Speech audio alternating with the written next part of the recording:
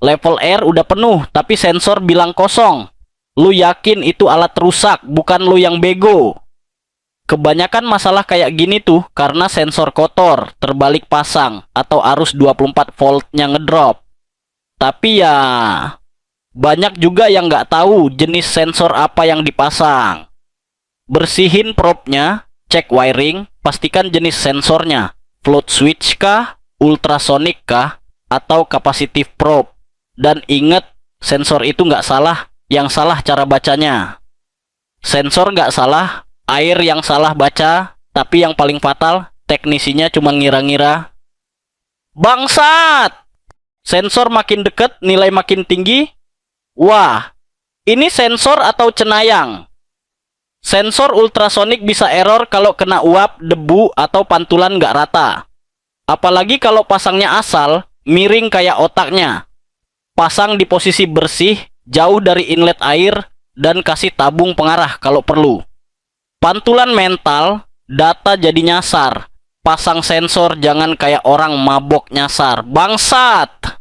Air udah meluap, float switch bilang kosong. Lo kira itu pelampung punya hati nurani. Biasanya karena pelampung nyangkut, tali ngelilit, atau pelampungnya bolong jadi isinya air. Cek pelampung, pastiin bisa bebas gerak. Ganti kalau udah kemasukan air. Pelampung ngambang tapi datanya bohong, main asal pasang akhirnya kebanjiran doang. Bangsat! Sensor kapasitif, katanya canggih, kok malah kagak kerja. Karena set point-nya nggak dikalibrasi. Lu beli mahal-mahal tapi kagak ngerti cara settingnya. Kalibrasi pakai liquid asli di tempat asli, jangan ngira-ngira di meja makan. Kapasitif mahal tapi dipakai ngawur, gaya doang tekniknya ngelantur. Bangsat! Sensor error, dicek-cek nggak ketemu. Padahal tikus udah bikin base camp di panel lo. Kabel sensor putus, grounding lepas, kadang disambung pakai solasi doang. Gunakan kabel shielded, rapikan tray, dan kasih pengaman dari tikus. Tikus main kabel, lu panik sendiri. Padahal dari awal wiring lu kayak tali jemuran pagi. Bangsat!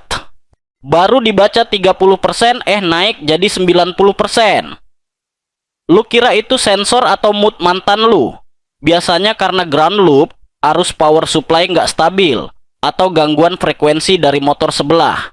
Pakai power supply stabil, kasih isolator, dan pisahkan jalur sinyal.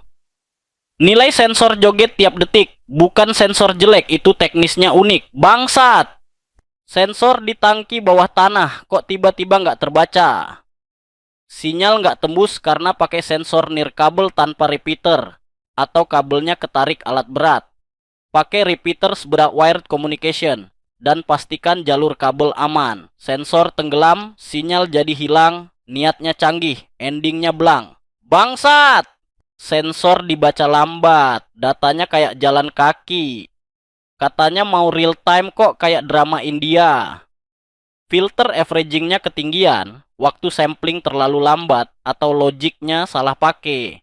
Turunkan filter konstannya, atau pakai model adaptive filtering. Sensor bukan novel berseri, kalau datanya telat, proses ikut mati. Bangsat! Sensor level warna kuning kecoklatan. Lo yakin itu stainless, bukan seng bekas atap. Karena korosi dari bahan kimia di air atau material sensor nggak cocok. Gunakan sensor material SS316 atau Teflon coated dan sesuaikan dengan jenis cairannya. Mau tahan lama, tapi beli yang murah, akhirnya berkarat, datanya nyasar ke surga. Bangsat! Sensor nggak respon solusinya, ya dipukul dong, biar dia ngerti maksud hati. Masih banyak yang mikir kalau alat elektronik bisa disembuhkan dengan kekerasan fisik. Cek manual book, koneksi, dan parameter, bukan langsung adu jotos. Sensor bukan maling biar dipukulin, main kasar dikit, ya wassalam sama reading. Bangsat!